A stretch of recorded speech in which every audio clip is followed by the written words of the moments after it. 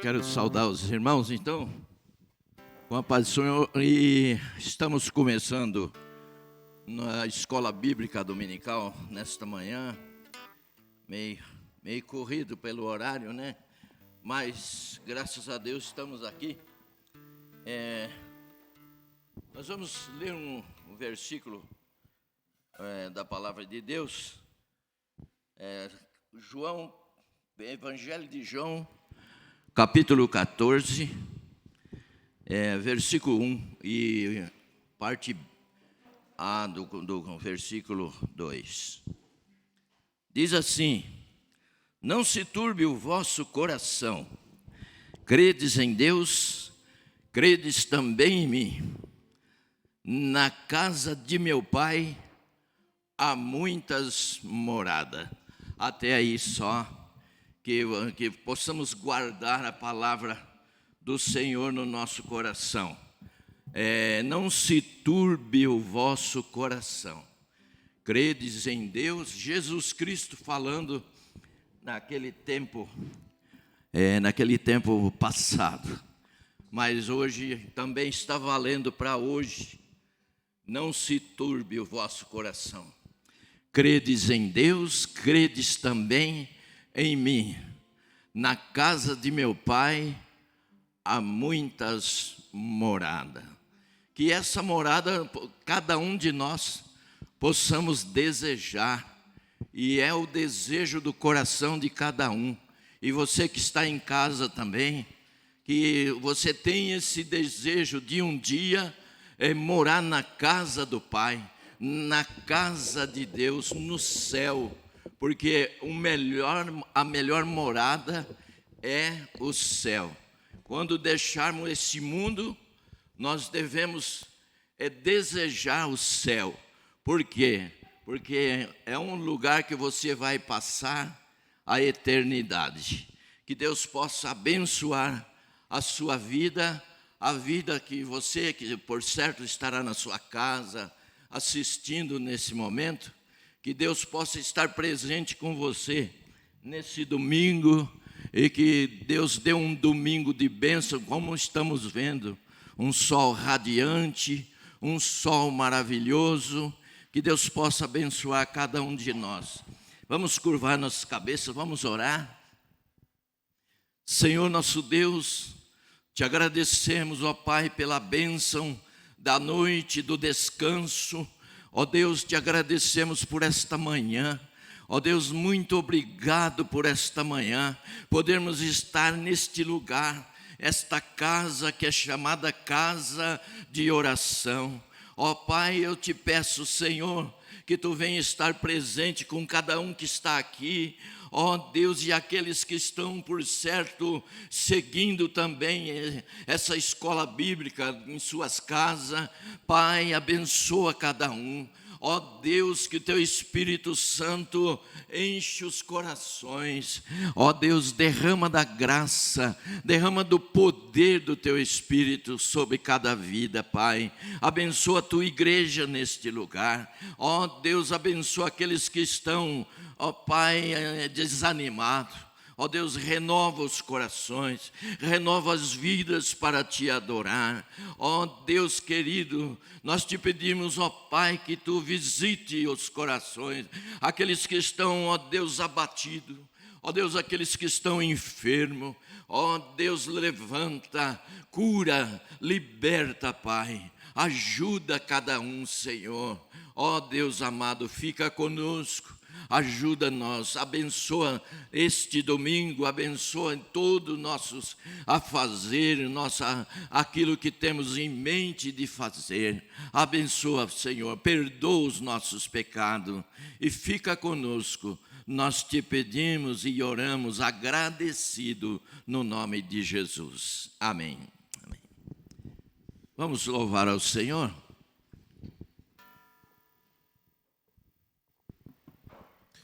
Vamos louvar ao Senhor, irmãos, com o hino número 208.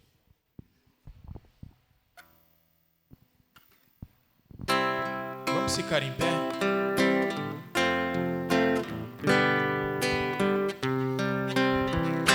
Se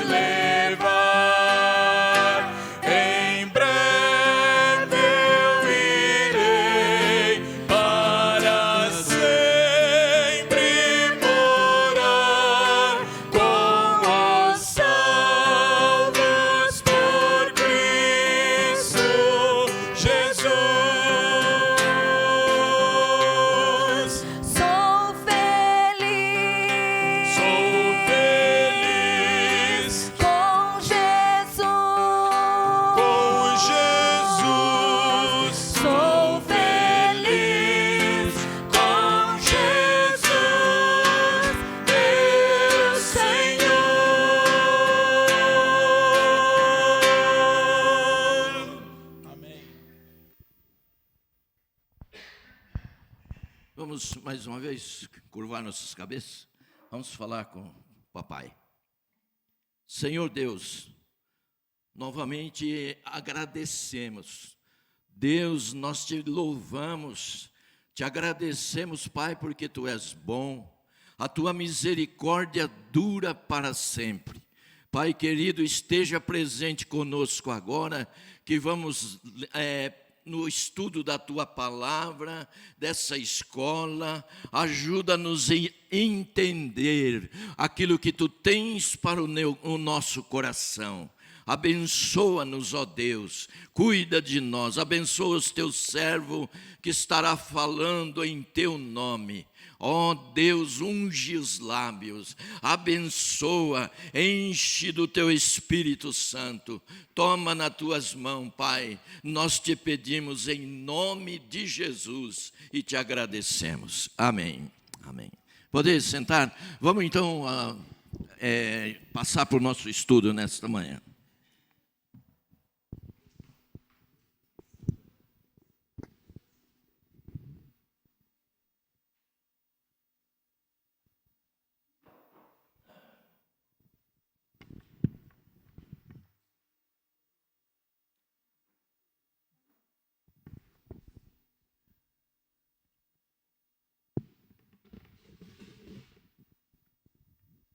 Graça e paz, irmãos. Hoje nós vamos continuar então com o nosso estudo de Atos. Lembrando que nós estamos acabando, falta 5 domingos aí para a gente encerrar o livro de Atos. E depois nós vamos ingressar, e aí a gente já vê assim com o pastor, eu não sei quanto tempo que vai ainda ficar a sala do pessoal ali. Aí depois a gente pode até revezando, nós vamos entrar num estudo da história do primeiro, na história da igreja primitiva, né? Após Atos, né? Existem vários registros históricos, o que aconteceu? Quem foi a igreja de Cristo do século I até o século XV? O que aconteceu? Quem foram as principais personalidades? Como que surgiu a Bíblia? A Bíblia não existia ainda compilada nessa época. Quais foram os responsáveis pela junção, pela compilação desse livro? Quais foram as reuniões, os concílios, tudo o que aconteceu, para os irmãos estarem a par disso? E depois, culminando, né, por fim, na Reforma Protestante. Como Deus conduziu a sua igreja por todo esse tempo. E Atos faz parte disso, porque quando a igreja de Cristo surgiu, Atos dos Apóstolos, escrito por Lucas, é o primeiro registro da igreja antiga, de como a igreja procedia, como que a igreja orava, como a igreja se reunia, como Paulo, usado por Deus, pregou, tornou-se um grande evangelista, como que ele espalhou a mensagem do evangelho. Então tudo começa aqui. Aí depois nós vamos ver como os outros que vieram depois de Paulo e dos outros apóstolos, como eles tocaram o barco, né? Como que aconteceu o surgimento de denominações religiosas, porque nesse meio tempo ainda surge a Igreja Católica Romana. Como que isso aconteceu? Por que aconteceu? Como que a igreja caminhou até um determinado ponto e depois ela mudou completamente o escopo dela? Então tudo isso, a gente tem essa programação, aí a gente vai passar esses estudos também para os irmãos, para que nós possamos entender isso melhor. Mas estamos partindo então para o fim do livro de Atos. Hoje vamos ver o capítulo número 23. Então os irmãos já abram. E nós vamos fazer mais uma oração pedindo que Deus nos abençoe aqui no dia de hoje. Vamos curvar nossas cabeças. Pai amado, obrigado, Senhor, pelo dia maravilhoso que o Senhor nos concedeu. Muito obrigado por esse domingo. Muito obrigado, Senhor, porque acordamos bem, acordamos com saúde, estamos aqui na Tua casa, estamos aqui, Senhor, fruindo deste momento ímpar, desse momento especial, que é a meditação, como o salmista diz, na Tua palavra, na Tua lei.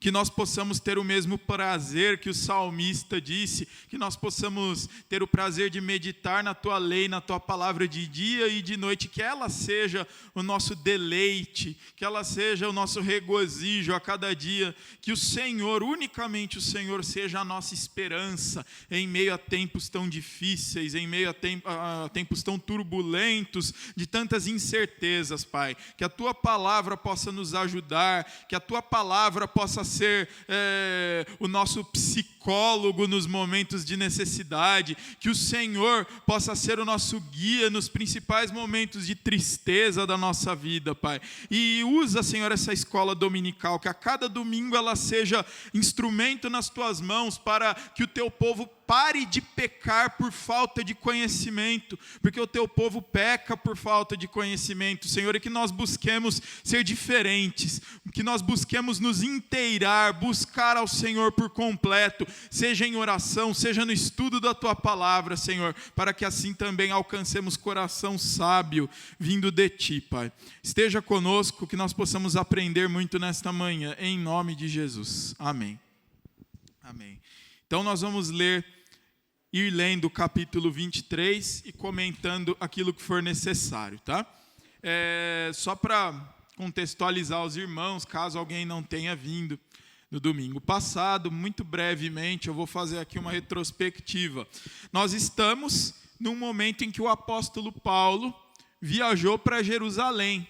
Ele estava com toda a vontade de ir para Jerusalém, porque ele sentiu a necessidade de comemorar o Pentecostes lá e de encontrar os irmãos lá. E Deus, em alguns momentos, avisava para Paulo: você vai sofrer em Jerusalém, o Espírito Santo. E alguns irmãos até lembram que eu comentei que a gente não sabia se era Deus avisando ele para ele não ir, ou se era um encorajamento.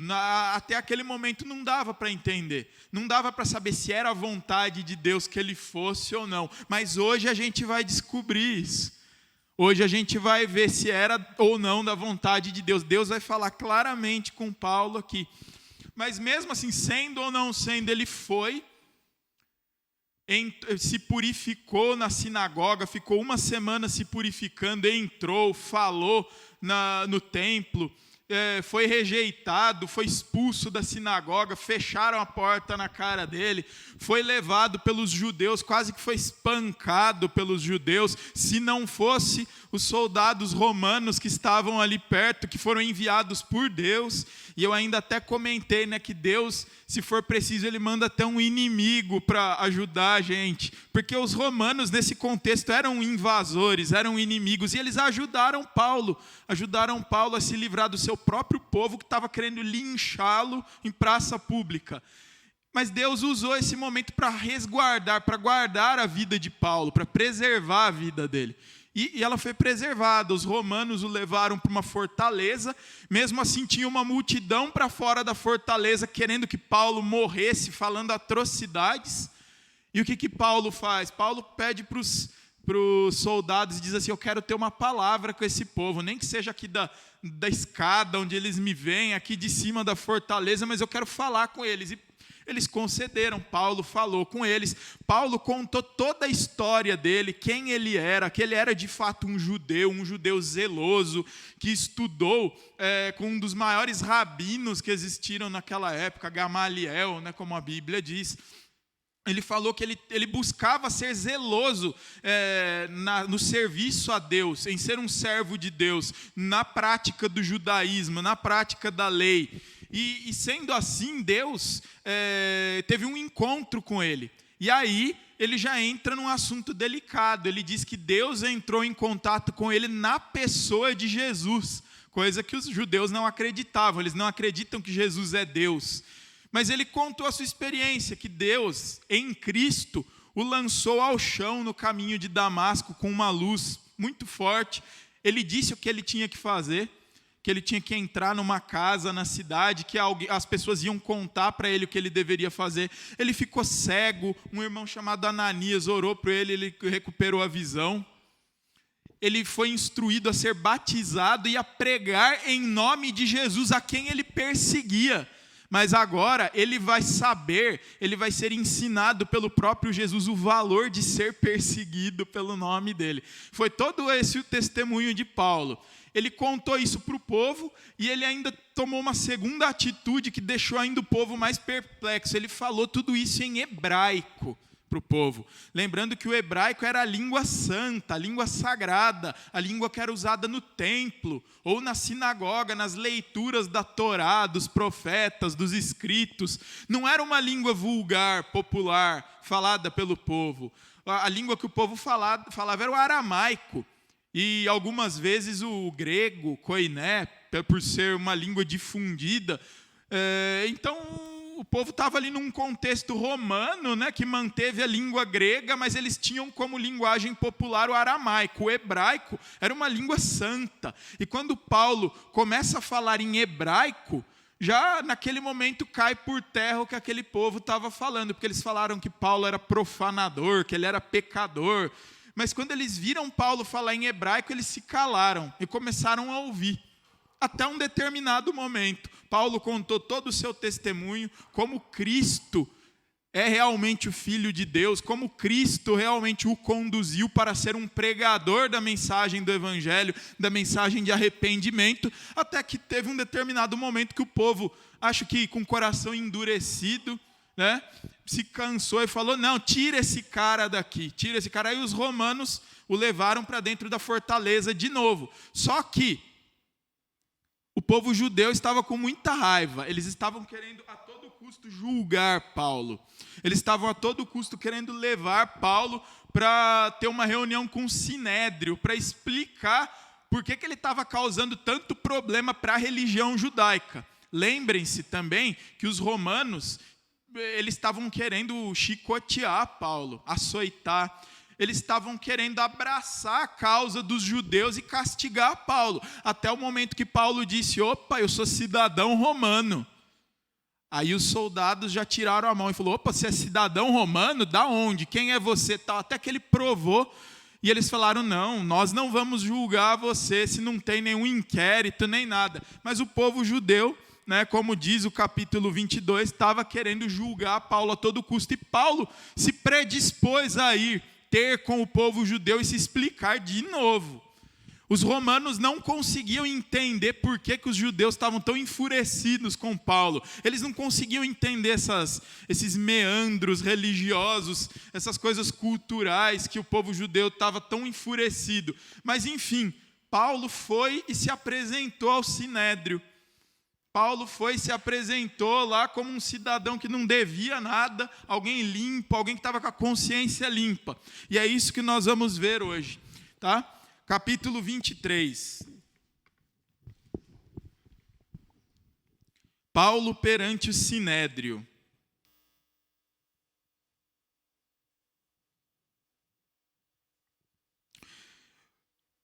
Fitando Paulo os olhos no Sinédrio, disse: varões, irmãos, tenho andado diante de Deus com toda a boa consciência até o dia de hoje. Né? Paulo chegou ao Sinédrio, se apresentou ao Sinédrio dessa forma. O que é o Sinédrio nessa época? O Sinédrio, ele é a reunião dos principais líderes religiosos judeus. Né? Porque naquela época, no contexto do Império Romano, como que funcionava? O Império Romano ele tinha os seus domínios. Tá? O Império Romano tinha uma religião oficial, que era a religião de culto ao imperador. O imperador era considerado como um deus vivo, né? Lá no trono. Tá? Mas só que os romanos eles não impuseram a sua religião para os povos que eles dominaram. No caso, quando eles invadiram a Palestina, tomaram alguns outros povos, e o povo judeu, inclusive, eles permitiram que o povo judeu continuasse professando a sua religião e praticando essa religião. Só que o que acontece? Os romanos fizeram um acordo, beleza, mas os líderes religiosos de vocês vão ser, digamos assim, funcionários do Império Romano. Então o Sinédrio, que era toda a liderança da religião judaica, eles eram responsáveis, eles eram como se fossem juízes nomeados pelo Império Romano. Então, todas as vezes que aconteciam casos assim de crimes ou de algumas violações da lei por parte de cidadãos judeus, o Império Romano permitia que o Sinédrio julgasse essas pessoas.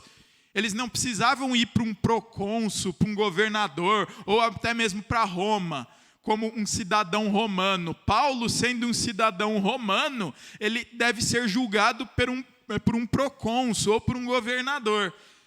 Mas ao mesmo passo que Paulo é romano, ele também é judeu, ele tem, digamos assim, uma dupla nacionalidade, uma dupla cultura. Então ele pode também responder tanto para o Sinédrio como para o Império Romano. Mas só para vocês entenderem, naquela época era assim, o Sinédrio, além de ser uma liderança religiosa, eles também eram juízes do povo judeu nomeados pelos romanos. Então tudo que acontecia de crime, violação dos códigos da época, no que concernia a judeus, eles deveriam se apresentar perante o Sinédrio para serem julgados. E quem formava o Sinédrio? Os principais líderes religiosos, os fariseus e os saduceus. As duas seitas judaicas mais apreciadas da época eram essas. Existiam mais duas, só que as duas elas eram consideradas assim como homens revoltados, assim, pessoas que não deveriam ser levados muito a sério, que eram os essênios e os zelotes. Mas os fariseus e os saduceus eram respeitados, eles tinham uma vasta doutrina, eles tinham um vasto número de escritos pelos seus rabinos, pelos seus chefes de sinagogas, então eles eram respeitados. E aqui você tem, nesse caso, os fariseus e os saduceus. Fariseus eram uma seita que acreditavam no mundo espiritual, acreditavam em anjos, acreditavam na ressurreição. Já os saduceus acreditavam só em Deus. Espíritos, anjos, ressurreição, vida eterna, para eles isso não existia. Mas mesmo assim, apesar das divergências, eles compunham um colegiado que gerava uma liderança única do judaísmo, Então Paulo foi se apresentar para esse povo. E Paulo já começa assim: irmãos, eu tenho andado diante de Deus com toda boa consciência até o dia de hoje. E o que aconteceu? Mas o sumo sacerdote, Ananias, mandou aos que estavam perto dele que lhe batessem na boca. O sumo sacerdote já achou aquilo um desrespeito. Você está aqui para se apresentar perante nós, eu sou o sumo sacerdote, você está aqui na minha presença, fala um negócio desse, bate na boca desse cara aí. Bateram. Então lhe disse Paulo: Deus há de ferir-te, parede branqueada. É a mesma coisa de falar assim, sua parede pintada de branco, parede caiada, parede seja lá o que for. É uma parede que só está bonitinha por fora, mas por dentro está podre. Então ele falou assim: Deus há de te ferir, parede branqueada. Tu estás aí sentado para julgar-me segundo a lei, e contra a lei mandas agredir-me? Ele falou: você está aí sentado para me julgar conforme a lei, mas você me julgou em desconformidade com a lei, mandando me bater. A lei não pede isso. Os que estavam a seu lado disseram: estás injuriando o sumo sacerdote de Deus? Paulo não sabia, Paulo foi empurrado lá para dentro, ele não sabia que era o sumo sacerdote. Paulo, se ele quisesse, ele podia brigar mais, ele podia citar mais texto bíblico, ele podia deitar nesses caras, vamos dizer assim na linguagem de hoje. Mas ele preferiu se resguardar, quando ele ficou sabendo que era o sumo sacerdote. Respondeu Paulo: não sabia, irmãos, que ele é sumo sacerdote, porque está escrito: não falarás mal de uma autoridade do teu povo. Então Paulo pediu desculpa. Sabendo Paulo que uma parte do sinédrio se compunha de saduceus e outra de fariseus, exclamou. Então Paulo, ele era inteligente. Eu vou voltar aqui no que eu falei para vocês. Os fariseus e os saduceus, apesar deles comporem ali o sinédrio, apesar deles caminharem até certo momento juntos, eles julgarem as coisas improcedentes juntos, eles tinham antíteses, Eles eram contrários em algumas coisas. Eles não concordavam em algumas coisas, e a principal delas foi a que eu disse para vocês: o mundo espiritual, ressurreição, né, ou coisas afins. Os saduceus não acreditavam nisso e os fariseus acreditavam. Quando Paulo pregava sobre Jesus, o que Paulo estava pregando? Sobre a vida eterna, não é? Que a gente deve se arrepender, crer em Jesus, para quê? Para alcançar a vida eterna. Ressurreição. Paulo, se ele falasse de Jesus no meio do sinédrio, ia dar um outro escândalo. O pessoal ia querer voar em cima dele. Ele pensou com os botões dele: eu não vou fazer isso de novo. Eu posso evitar isso, mas eu posso usar outra coisa. Quando eu prego de Jesus, eu prego sobre vida eterna. Então, eu vou puxar uns camarada desse aí para o meu lado. Paulo pensou com ele. Deve ter pensado, né? Porque o que ele fez foi basicamente isso. Olha só o que Paulo fez. Já que eu creio na vida eterna, que eu prego a vida eterna, os fariseus também creem nisso. Vamos ver o que vai dar. Sabendo Paulo que uma parte do sinédrio se compunha de saduceus e outra de fariseus, exclamou. Olha só o que Paulo falou. Varões, irmãos, eu sou fariseu, filho de fariseus. E era mesmo. No tocante à esperança e à ressurreição dos mortos, sou julgado. Então Paulo quis dizer assim: eu sou descendente de fariseus, meus pais eram fariseus, minha família era de fariseus, portanto eu também sou fariseu. Eu sou da linhagem de fariseus. E agora eu estou sendo julgado aqui pelos senhores porque eu prego a esperança da vida eterna. Porque eu prego a ressurreição, é por isso que eu estou sendo julgado aqui. Ditas estas palavras, levantou-se grande dissensão entre fariseus e saduceus, e a multidão se dividiu. Olha como Paulo foi esperto. E ele não fez isso mal intencionado, ele só falou a verdade. Bom, aqui nessa sala tem fariseus e saduceus. Os fariseus e saduceus estão querendo me julgar. Só que dentre esse povo, uns acreditam em quase as mesmas coisas que eu acredito, e outros não. Então eu vou partir para esse lado aqui e tentar me explicar. Varões, eu sou fariseu igual vocês. E esse povo que está querendo me julgar, vocês não estão querendo me julgar por nada demais, eles estão me julgando porque eu prego a vida eterna. Aí os fariseus, aí já começaram a discutir com os saduceus. Aí deve ter sido aquela discussão maravilhosa, né? Existe vida eterna, aí o outro não existe. Existe ressurreição, o outro não existe. Aí ficou aquela confusão, sabe? Mas Paulo já teve um partido do seu lado ali. Porque com certeza alguns fariseus falaram: nossa, é por isso que a gente está aqui, mas a vida eterna existe, a ressurreição existe. E aí os saduceus já começaram a replicar, a retrucar. Ditas estas palavras, levantou-se grande dissensão entre fariseus e saduceus, e a multidão se dividiu. Por quê? Pois os saduceus declaram não haver ressurreição, nem anjo, nem espírito, ao passo que o fariseu admite todas essas coisas. Houve, pois, grande vozearia, grande gritaria, grande falatório. E levantando-se alguns escribas da parte dos fariseus, contendiam, dizendo: não achamos neste homem mal algum. Olha como Paulo foi esperto. Ele já ganhou um lado para ele. A gente não achou nada de errado com esse homem. E será que algum espírito ou anjo lhe tenha falado algo? Será que algum anjo ou algum espírito falou alguma coisa para ele? Tomando vulto o celeuma, né? Então começou ali um grande celeuma, uma confusão.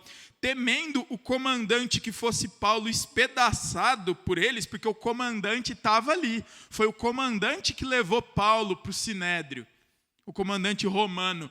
E na hora que ele viu aquela confusão, ele achou que Paulo ia ser espancado de novo. Então ele falou: eu vou tirar esse cara daqui. Então, tomando o vulto ali a celeuma, Temendo o comandante que fosse Paulo espedaçado por eles, mandou descer a guarda para que o retirassem dali e o levassem para a fortaleza. Então, mais uma vez, Paulo foi salvo pelo poder de Deus. Simplesmente Deus. Deus era o responsável pelas palavras de Paulo. Ele era um homem conduzido pelo Espírito Santo. Deus deve ter falado para ele: fala que você é fariseu também. É a sua linhagem. Você crê na vida eterna igual eles. Eles ainda não creem em mim, em Jesus, mas eles creem na vida eterna. Fala para eles isso. Você está sendo injustiçado aí. Paulo falou, a multidão ali se dividiu, e Deus mais uma vez usa o romano para tirar Paulo da confusão, e Paulo é levado para a fortaleza. Agora aqui que vem aquela resposta que eu falei para vocês. Quando Paulo foi para Jerusalém, será que ele obedeceu ou desobedeceu a Deus? Deus estava falando para Paulo toda hora: olha, Paulo, você vai sofrer lá em Jerusalém, hein? Você vai ser preso, você vai ser espancado. Olha lá, cuidado, hein, Paulo? Se prepara, hein? Você vai? Será que Deus estava querendo dizer para ele ir ou para ele não ir? Agora a gente descobre, verso 11: na noite seguinte, Paulo já na fortaleza, o Senhor, pondo-se ao lado dele, disse: coragem, pois do modo por que deste testemunho ao meu respeito em Jerusalém, assim importa que também o faças em Roma. Então sim, era a vontade de Deus que Paulo fosse para Jerusalém. Deus apenas estava informando Paulo, encorajando Paulo, preparando Paulo. E Paulo não se mostrou impotente, ou Paulo não se mostrou covarde em nenhum segundo. Paulo foi, passando pelo que ele deveria passar. Aliás, ele nem sabia o que ele ia passar, né?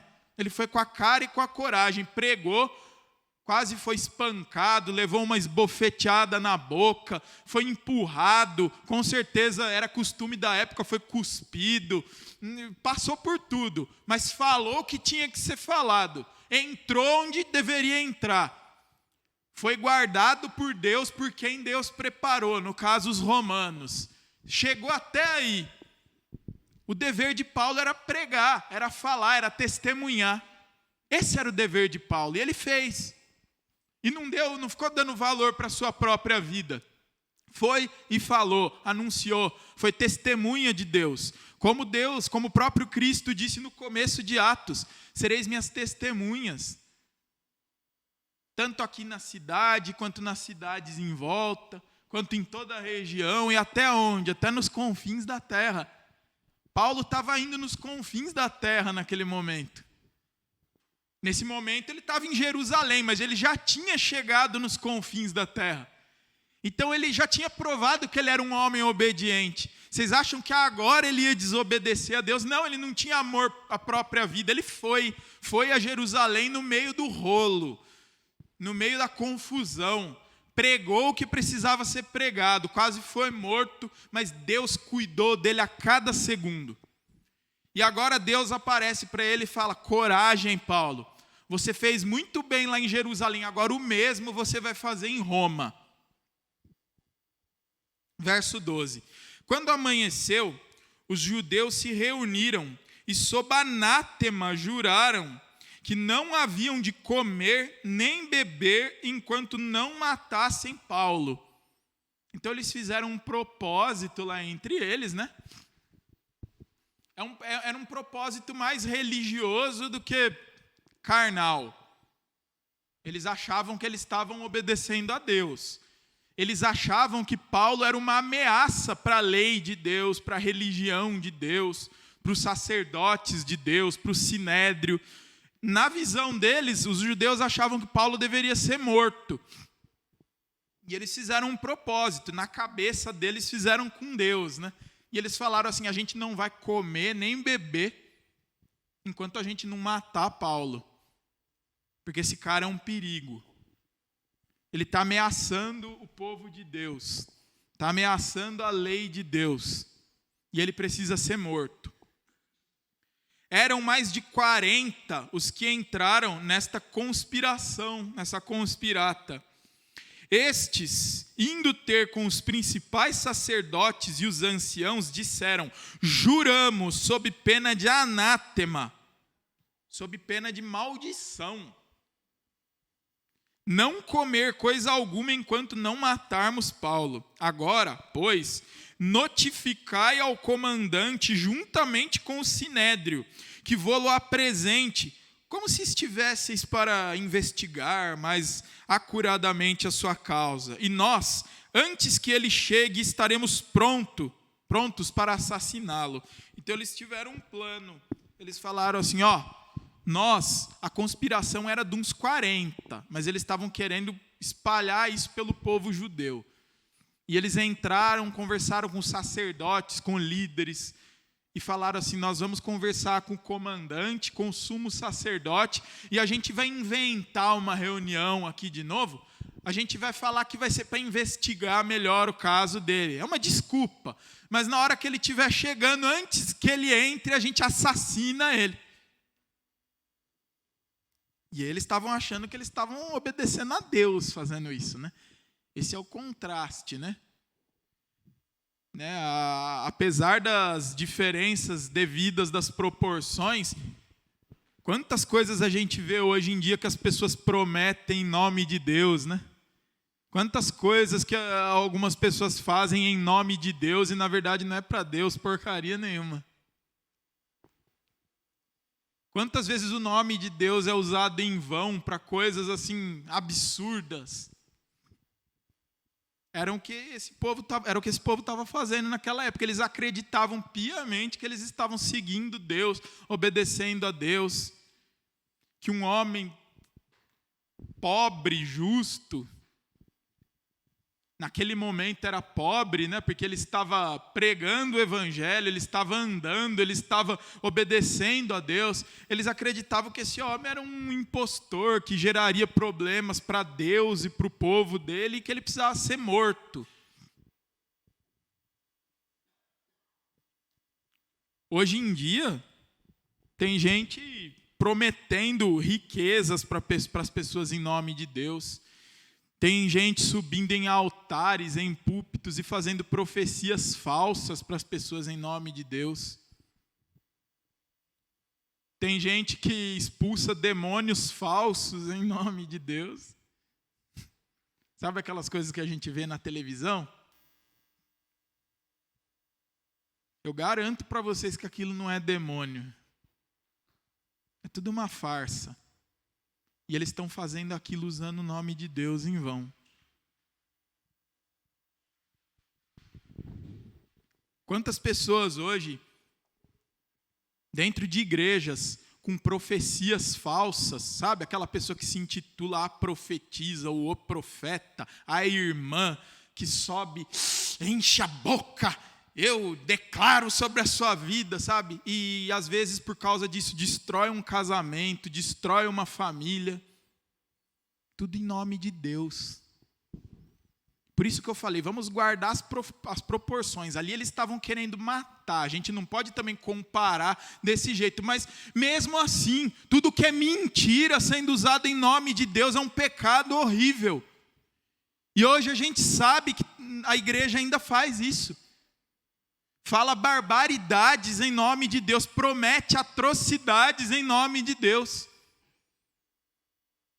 E às vezes tem um Paulinho lá no canto, falando, opa, isso está errado. E esse cara é expulso da igreja, é escarnecido, é jogado de canto, é excomungado. A igreja hoje está assim. Quantas pessoas hoje estão sendo expulsas de igreja por causa de política? Dos dois lados, viu? Tem igreja que se tem um irmão de direita, é expulso. Se tem um irmão de esquerda, é expulso. Onde que a gente vai parar, gente? Em nome de Deus, isso? O que está tomando conta dos nossos púlpitos? A palavra ou gracejos humanos? Frescuras humanas sendo colocadas, sendo sobrepostas a Deus? Então a gente tem que tomar cuidado com isso. E às vezes tem um Paulo aqui, outro lá gritando, não, não. E ele às vezes é calado. Mas vocês vão ver pela palavra que o Paulo, aquele que tem o espírito de Paulo, ele nunca é calado. Porque Deus guarda essa pessoa até o fim. Da mesma forma que Paulo foi guardado até o fim. Aí eles falaram, né, agora notificai o comandante, juntamente com o Sinédrio, né, nós vamos criar essa emboscada para o Paulo, falando que é uma reunião apenas para julgá-lo, para apurar mais o caso dele, aí a gente vai matar ele. Mas Paulo tinha uma irmã, e essa irmã tinha um filho. Olha o que acontece, apareceu do nada esse filho da irmã de Paulo, esse sobrinho aqui. Mas o filho da irmã de Paulo, tendo ouvido a trama, ele estava ali no meio, entrou na fortaleza e de tudo avisou a Paulo. Ele pediu permissão, entrou na fortaleza, os guardas permitiram, falou, posso falar com Paulo? Pode, é meu tio, ele é romano, eu também sou, posso falar? Pode. Chegou lá e falou assim, estão querendo te matar. Estão armando uma cilada para você. O texto diz que ele subiu, entrou na fortaleza e contou tudo para Paulo. Então, Paulo, chamando um dos centuriões, disse, leva esse rapaz ao comandante, porque tem alguma coisa a comunicar-lhe. Paulo ficou preocupado e falou, eu não tenho amor, minha própria vida mesmo, mas isso é uma coisa que pode ser evitada. Não precisa acontecer isso agora. Deus tem um propósito para me levar para Roma. Deus me disse, ele apareceu para mim e falou que eu vou para Roma. Isso pode ser evitado. Então vai lá e conta para o comandante. E o rapaz foi. Tomando-o, pois, levou ao comandante, dizendo, o preso Paulo, aquele preso que está ali na fortaleza, o Paulo, ele me chamou e me pediu para que eu trouxesse na sua presença esse rapaz, porque ele tem alguma coisa para contar para o senhor. Então o comandante tomou pela mão e, pondo-se à parte, foram para um canto, ele perguntou, o que tens a me comunicar? E o rapaz respondeu, os judeus decidiram rogar-te que amanhã apresentes Paulo no Sinédrio, como se houvesse de inquirir mais acuradamente ao seu respeito. Os judeus estão querendo que o senhor leve Paulo para uma investigação, para ele ser julgado de novo, para fazerem perguntas para ele mais acuradas sobre o processo dele. Tu, pois, não te deixes persuadir, não acredita nessa lorota, porque mais de 40 dentre eles estão pactuados entre si. Eles juraram sob anátema de não comer nem beber enquanto não matarem Paulo. E agora estão prontos, esperando a tua promessa. Você vai levar Paulo e isso é uma emboscada. Eles vão lá e vão matar Paulo. Então o comandante despediu o rapaz, recomendando-lhe que a ninguém dissesse ter lhe trazido essas informações. Então fica quieto. Chamando 2 centuriões, ordenou, tende de prontidão desde a hora 3ª da noite 200 soldados, 70 da cavalaria e 200 lanceiros para irem até Cesareia. Preparai também animais para fazer Paulo montar e ir com segurança ao governador Félix. E o comandante escreveu uma carta nesses termos. Aí o que o comandante falou? Paulo é um cidadão romano. O povo está querendo fazer uma emboscada para Paulo. Igual o rapazinho avisou aqui. Agora a gente vai ter que dar um jeito de tirar Paulo daqui em segurança. Porque se o governador ficar sabendo que um cidadão romano foi morto e houve negligência da nossa parte, vai ficar feio, hein? Então vamos escolher um monte de homens aí do exército, cavalaria, soldados, outros animais, um cavalo para Paulo montar e vamos levar ele escoltado e em segurança até Cesareia. Aí nós vamos levar ele para o governador, para o Félix. Como ele é um cidadão romano, ele pode ir lá ter com o governador para ver se o governador resolve o caso dele. A nossa parte a gente já fez. Ele está sendo muito perseguido e a nossa função é zelar pela vida dele, porque ele é um cidadão romano. E levaram. E quando eles mandaram uma carta para o governador, escrita o seguinte: Cláudio Lísias, era o nome do soldado que estava escrevendo, né? Cláudio Lísias, ao excelentíssimo governador Félix, saúde. Este homem foi preso pelos judeus e estava prestes a ser morto por eles, quando eu, sobrevindo com a guarda, o livrei por saber que ele era romano. Querendo certificar-me do motivo por que o acusavam, fi-lo descer ao sinédrio deles. Verifiquei ser ele acusado de coisas referentes à lei que os rege, nada, porém, que justificasse morte ou mesmo prisão. Sendo eu informado de que ia haver uma cilada contra o homem, tratei de enviá-lo a ti, sem demora, intimando também os acusadores a irem dizer, na tua presença, o que há contra ele. Saúde. Terminou a carta. Então, ou seja, eu estou enviando esse homem chamado Paulo para o Senhor, porque ele foi julgado pelos judeus aqui no sinédrio deles. Mas assim, na minha visão, pelos motivos que eles estavam querendo julgar Paulo, não é nada que justificasse prisão ou morte, é coisa de cultura. Mas enfim, eles estão a todo tempo armando ciladas contra esse homem e eu tive que mandá-lo a ti. Mas também estou mandando a alguns dos que estão acusando ele, para que acusem na tua frente, para que qualquer decisão que aconteça venha da tua parte. Então ele, digamos assim, jogou no colo do governador. Falou, toma conta, ele é um cidadão romano, o senhor é a autoridade máxima que tem aqui na região. Está indo ele, está indo os acusadores, vê o que vocês fazem aí. Saudações. E mandou embora. Os soldados, pois, conforme lhes foi ordenado, tomaram Paulo e durante a noite o conduziram até Antipátride. No dia seguinte, voltaram para a fortaleza, tendo deixado aos da cavalaria irem com ele. Então a cavalaria foi toda escoltando Paulo. Os quais, chegando a Cesareia, entregaram a carta ao governador e também lhe apresentaram Paulo. Lida a carta, perguntou o governador de que a província ele era. Então o governador chegou para Paulo e falou assim, de que província você é?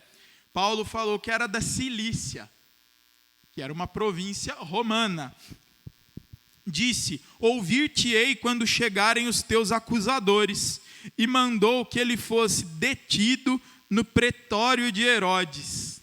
Então, ele foi detido no palácio de Herodes, né? Era uma coisa que não era para qualquer um naquela época, viu? Qualquer um, se fosse qualquer cidadãozinho ralé, judeu, sírio, qualquer um outro que fosse do Império Romano lá, mas que não fosse romano, joga na prisão, joga no cárcere, não. Paulo era romano, então ele falou, você vai ficar encarcerado então, no palácio de Herodes. Guardado, resguardado, com todo cuidado. Quando os teus acusadores chegarem aqui, eu te ouço. E na próxima aula a gente vai ver como que o sumo sacerdote e outros judeus acusaram Paulo na presença do governador, na presença de Félix. Quais serão os argumentos deles? E o que eu gostaria de meditar, então, para a gente encerrar a aula de hoje nesse capítulo? Mais uma vez, o cuidado de Deus com Paulo. Foi o que a gente disse algumas aulas atrás. Deus tem seus decretos. Quando Ele decreta a sua vontade, não há quem possa transgredir, não há quem possa desvirtuar ou fazer que algo decretado por Deus não ocorra. Deus é soberano. Deus falou para Paulo, toma cuidado lá em Jerusalém. Paulo foi e não aconteceu nada com Paulo. Coragem, vai para Roma. Ele ainda nem chegou a ir para Roma aqui, mas aconteceu tanta coisa, mas Deus guardou a vida de Paulo. Mais uma vez, usando romanos, usando soldados, usando comandante, usando até governador. Você vai lá para o palácio de Herodes. Se o governador quisesse, ele jogava num buraco Mas não, ele é cidadão romano, vai para o palácio de Herodes, fica guardado lá, guardando os seus acusadores. Em todo momento, Paulo é guardado por Deus e Paulo se livra da morte. Paulo se livra de julgamentos, de sentenças, de sanções. Deus está conduzindo Paulo na pregação. Por quê? Porque Paulo está obedecendo a Deus. Em nenhum momento que Paulo desobedeceu a Deus. Eu estou com medo. Será que eu vou morrer? Será que vão me bater? Hoje em dia tem gente que tem medo de pregar alguma coisa, achando que na plateia da igreja vai ter alguém que não goste do que ele vai falar. Ixi, mas eu vou pregar sobre isso, aquele irmãozinho faz isso. O dízimo dele é o mais alto da igreja. Já pensou se ele sai? Então hoje tem coisa desse jeito. Você não pode mais bater em certos pontos porque você tem medo de ferir as pessoas. Resumindo, hoje se prega tudo nas igrejas, menos a palavra de Deus. Porque se você prega remissão de pecados, arrependimento, morte do velho homem, nascimento de um novo homem e vida eterna, você vai ir contra o cara que está na igreja, mas ainda é mentiroso. Você vai estar indo contra o cara que ainda está na igreja, mas trai a mulher, ou a mulher que ainda está na igreja, mas trai o marido. Você vai estar indo contra o cara que ainda está na igreja, mas ainda se envolve com bebedice, se envolve com vícios. Você vai estar indo contra uma pessoa hipócrita que ainda está na igreja, mas lá fora vive completamente o contrário do que ela prega aqui dentro. E muitas vezes o pecador sou eu, é você. Aqui é um local feito de pecadores. Se a gente for pensar, fulano não vai gostar, cicrano não vai gostar. Nós temos que nos arrepender e pregar. Deus nos chama para pregar a palavra na sua integridade, sem meios, sem nenhum tipo de meio nisso aí. É objetivo, sim, sim, não, não. Paulo fez isso com todo tipo de circunstância negativa que tinha. Gente querendo bater, gente querendo matar, gente humilhando, e ele foi. Não negou em nenhum segundo. A gente precisa pregar o que precisa ser pregado. A gente precisa pregar que a igreja está em pecado, precisa se arrepender, precisa se voltar para Deus.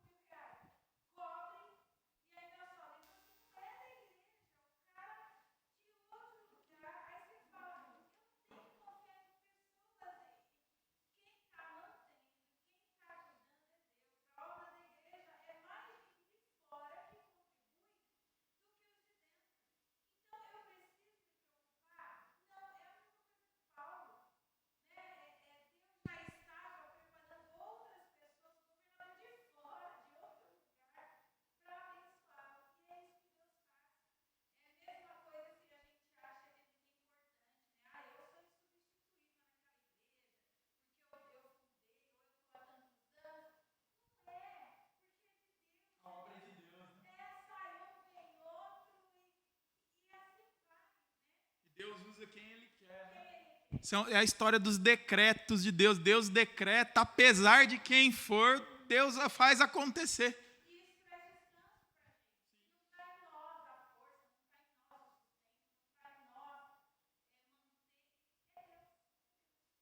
Quando Paulo estava na pior situação, quem que Deus mandava? Um romano. Porque a gente até pode ter aquele olhar assim, nossa, os romanos mataram Jesus. Os romanos fizeram isso e aquilo, mas e daí? Deus, se ele quisesse, ele usava até o... Entendeu? É a vontade de Deus, gente. Não tem ninguém para impedir. Deus usava até o inimigo para salvar Paulo. O inimigo se fazia amigo, se fazia um resguardador de Paulo pela lei para manter a vida dele. Olha que coisa louca. E isso que ela falou foi uma confirmação. Às vezes está no gargalo, aí chega alguém de fora e fala, eu tenho uma oferta, alguém do lugar que você não pode nem imaginar. Às vezes o Paulo está se enforcando, aqui aí vem um romano lá de Piracicaba e manda um dinheiro para cobrir as contas da igreja. Entendeu?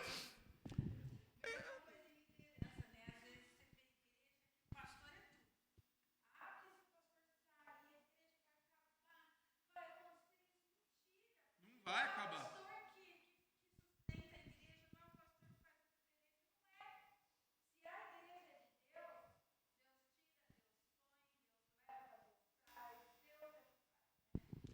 É aquela história, o mesmo Deus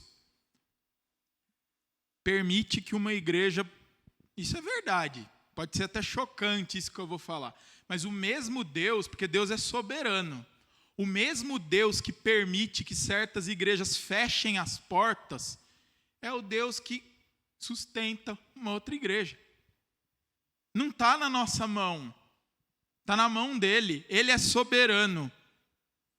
E da mesma forma que essa igreja um dia pode acabar, digamos assim, de uma forma contrária, essa igreja também pode crescer tanto e ser luz nessa cidade.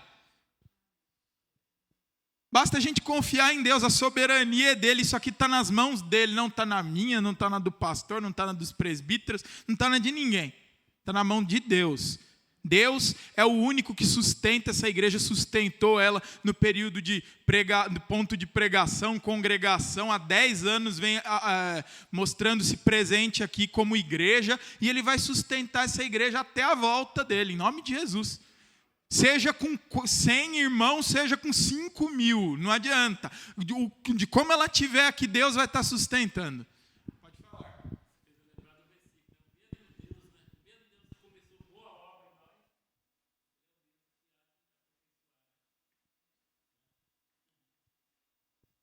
Com certeza. E, mais uma vez, a gente via aqui que mesmo que Paulo tivesse sido assim beneficiado pela ação de um governador, Paulo não caiu naquela tentação de dizer que o homem estava cuidando dele. Ó, Félix, você me salvou. Ó, comandante, você me salvou. Ó, o Império Romano me salvou. Não, Paulo nunca caiu nessa tentação. Ele sempre acreditava piamente que era Deus que estava cuidando da vida dele. E mais uma vez eu venho falar para a igreja, vai ter vezes que autoridades, poderes, governos vão estar do nosso lado. Mas vai ter outras ocasiões que autoridades, poderes e governos vão estar contrários a nós. Nunca caia na tentação de pensar que se um governo gosta da igreja, é porque ele sustentou a igreja. Tudo bem se ele gosta da igreja, amém. Mas quem está mantendo a igreja é Deus. E da mesma forma que Deus está mantendo de um jeito, ele vai manter do outro. Vocês já ouviram falar da igreja subterrânea da China? A China até hoje persegue os cristãos assim de uma maneira execrável.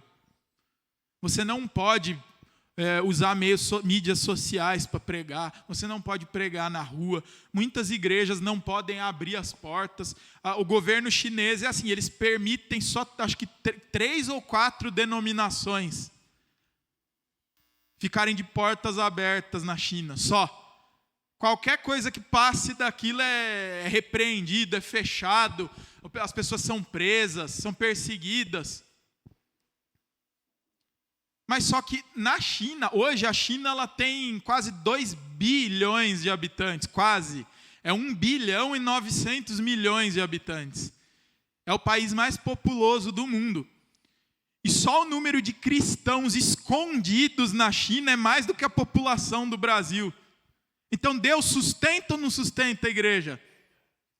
Ele sustenta com um presidente cristão, ele sustenta com um presidente ateu, ele sustenta com um presidente que gosta de cristão, ele sustenta com um presidente que persegue cristão, independentemente. Então não caiamos na tentação de achar que homens estão nos mantendo aqui. Homens têm algumas opções, ou um governo pode gostar ou não gostar da igreja de Cristo, mas o único que sustenta a igreja é Deus. Sempre acredite nisso, nunca saia desse tema. Se você um dia acreditar que é um homem que está te mantendo aqui, ou que está te ameaçando aqui, não vale mais a pena você vir para a igreja, fique em casa. Agora, quando você acredita, quando você bota na sua cabeça que é Deus que está na frente dessa boa obra, é Deus que traz gente aqui, é Deus que sustenta esse povo, é Deus que dá força para esse povo, você nunca desanima.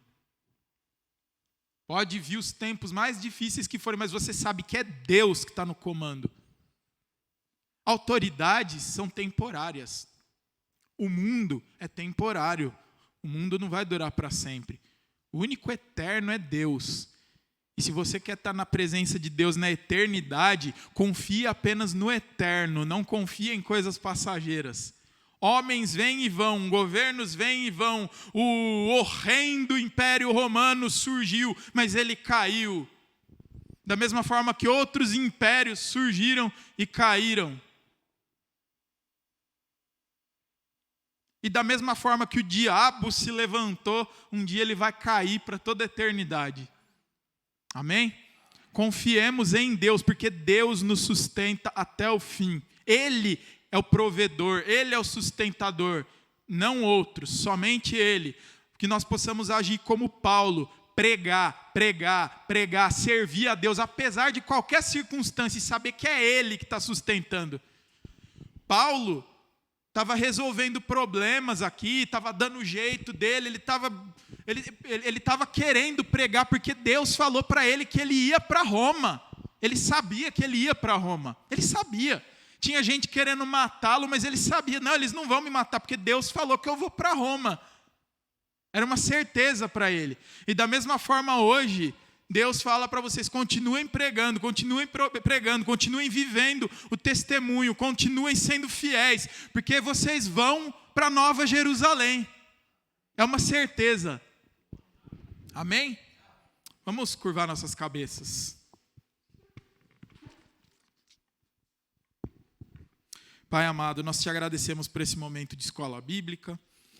Te agradecemos porque o Senhor tem sustentado a tua igreja, Pai. Não denominações, não siglas, não placas, mas o teu povo espalhado pelo mundo. Pai, o Senhor tem sustentado a todos, tanto aqueles que gozam de liberdade, quanto aqueles que padecem sob tiranias e sob perseguições, Pai. O Senhor está presente na vida de cada um. O Senhor é o verdadeiro sustentador, mantenedor, guardião da nossa fé. O Senhor é aquele que nos sustenta e que nos guarda. O Senhor é soberano. O Senhor é o responsável por tudo que existe.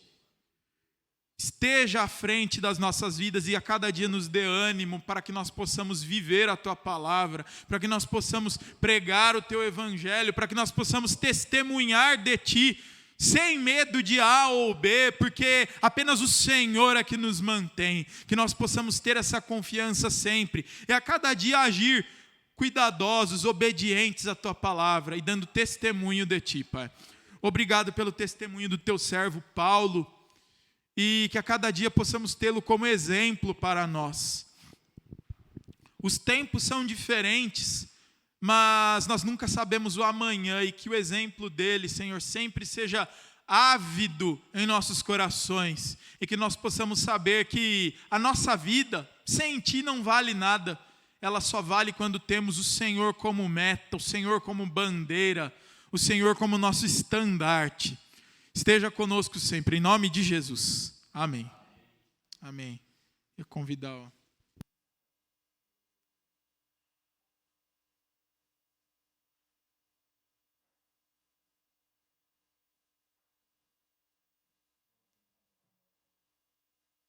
Tudo nesta manhã. É que a palavra que ouvimos possamos guardar no coração e praticá-lo realmente, o que Deus tem para conosco. Eu não sei, Érica, será que tem a classe dos Boas Novas? Não.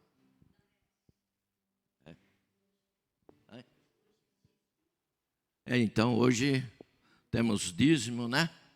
E ofertas. Que os irmãos, aquele que nos ouve também, venham preparados para dizimar e que Deus possa abençoar a sua vida e que possa, assim, sempre possamos estar contribuindo para a casa do Senhor. Vamos à aula dos Boas Novas agora, vai.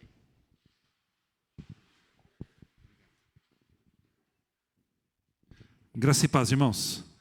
Amém? Vamos estar projetando um versículo. Tá.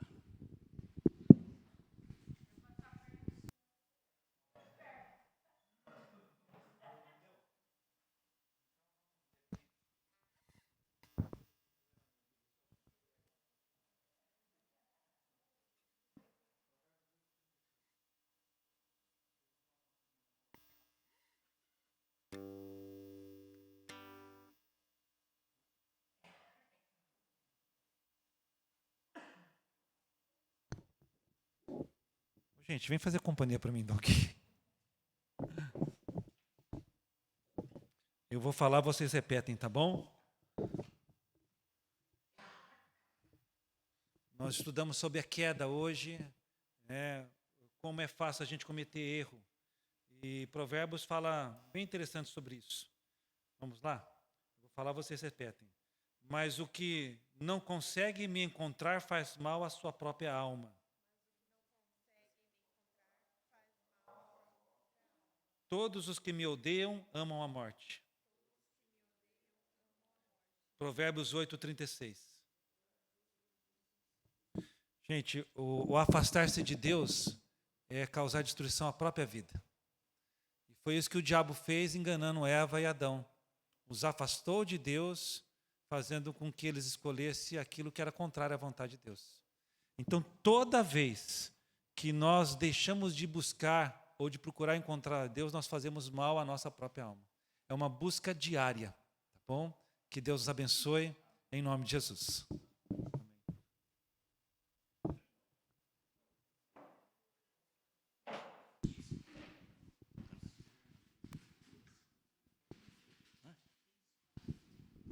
Sim. Domingo que vem não tem escola dominical, né? Por causa da eleição, os irmãos estão liberados para votar a hora que os irmãos desejarem. Vamos louvar o Senhor? Vamos ficar em pé? Queria que o pastor fizesse essa oração para nós, encerrando a escola. Feche os teus olhos. Pai querido, muito obrigado por essa manhã, por os teus filhos que vieram à tua casa na manhã de hoje. Que, ó Deus, a palavra do Senhor tenha trazido alimento, alegria, renovo, esclarecimento. E que a cada dia nós sejamos movidos por Ti, Senhor. Que no meio do nosso desânimo, na tristeza que se abate sobre nós, nós possamos nos alegrar com o Senhor e com aquilo que o Senhor tem feito e tem prometido fazer no meio de nós. Ser com os teus filhos aqui, ó Deus, ser com esta igreja. E, ó Deus, abençoa-nos com a tua presença, em nome de Jesus. Toda a igreja diga amém.